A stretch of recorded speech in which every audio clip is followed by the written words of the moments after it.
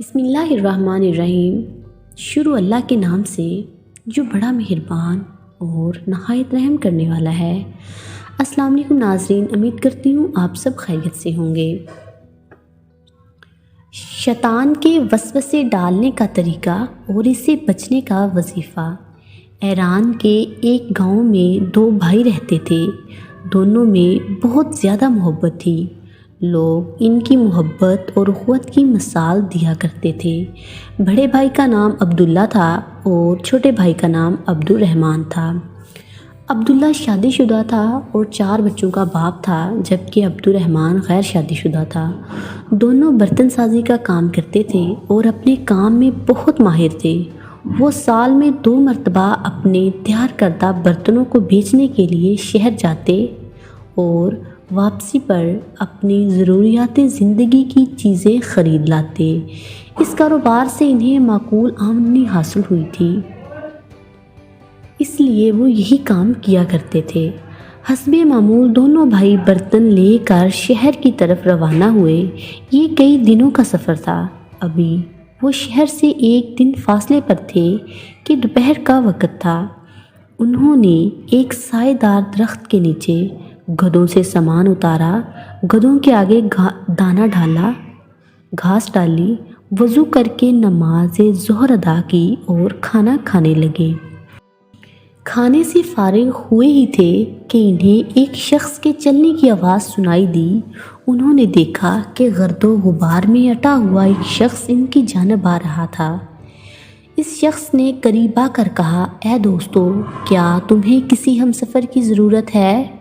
بڑے بھائی نے جواب دیا، کیوں نہیں، ہم سفر کی وجہ سے سفر آسان ہو جاتا ہے۔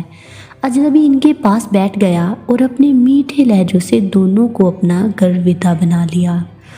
کچھ دیر آرام کے بعد سفر دوبارہ شروع ہوا۔ دوران سفر اجنبی نے بڑے بھائی کو اکیلے پا کر اس سے حال احوال دریافت کیا اور باتوں باتوں میں پوچھا کہ سامان بیچنے کے بعد کیا تم دونوں برابر تقسیم کرتے ہو؟ جواب میں بڑے بھائی نے کہا، ہاں، ہم ایسا ہی کرتے ہیں۔ اجنبی نے کہا، دیکھو میاں، تم اپنے بال بچے والے ہو، تمہارا حق زیادہ بنتا ہے، محنت میں بھی تم زیادہ شامل ہو۔ چھوٹا تو اکیلا ہے، کیا تم نے کبھی اس پہلو سے بھی سوچا ہے؟ اس اجنبی نے بڑے بھائی کے دل میں وسوسہ پیدا کر دیا۔ اس نے دل میں عہد کر لیا کہ وہ اس دفعہ زیادہ حصہ لے گا۔ اجنبی نے اس طرح موقع پا کر چھوٹے بھائی سے بھی پوچھا، سامان بیچنے کے بعد تم دونوں برابر تقسیم کرتے ہو؟ چھوٹے بھائی نے بھی وہی جواب دیا، ہاں، ہم ایسا ہی کرتے ہیں۔ اجنبی نے کہا، میاں، تمہاری ابھی شادی ہونی ہے، گھر بننا ہے اور آمدنی کی تقسیم میں تم گھاٹے میں ہو۔ کام کاج بھی تم زیادہ کرتے ہو، بڑا بھائی تو اپنے بچوں میں مصروف رہتا ہے۔ اس طرح تمہارا گھر کیسے بنے گا؟ شادی کے اخراجات کہاں سے آئیں گے؟ چھوٹا بھائی بھی وسوسوں کا شکار ہو گیا اور کھنچا کھنچا رہنے لگا۔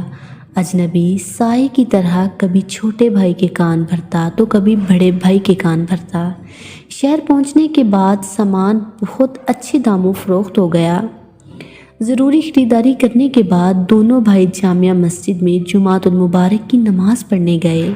امام صاحب نے خطبہ کے دوران سورہ ناس کی تشریح فرمائی کہ شیطان کس طرح انسانی ذہنوں میں وسوسے پیدا کرتا ہے، اور فرمایا کہ اگر کوئی بھی آپ سے کوئی ایسی بات کرے جس سے آپس میں پھوٹ پڑے، بے اتفاقی پیدا ہو یا حرص جاگ اٹھے، تو آپ فوراً لا حول ولا قوت الا باللہ العلی العظیم پڑھیں۔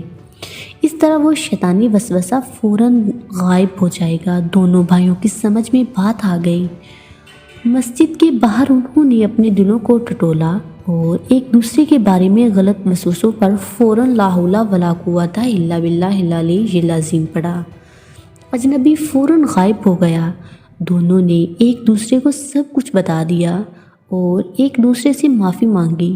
انہوں نے ایک دوسرے کو دل سے معاف کر دیا اور اللہ تعالیٰ کا شکر ادا کیا کہ امام صاحب کو ان کی رہنمائی کا ذریعہ بنایا۔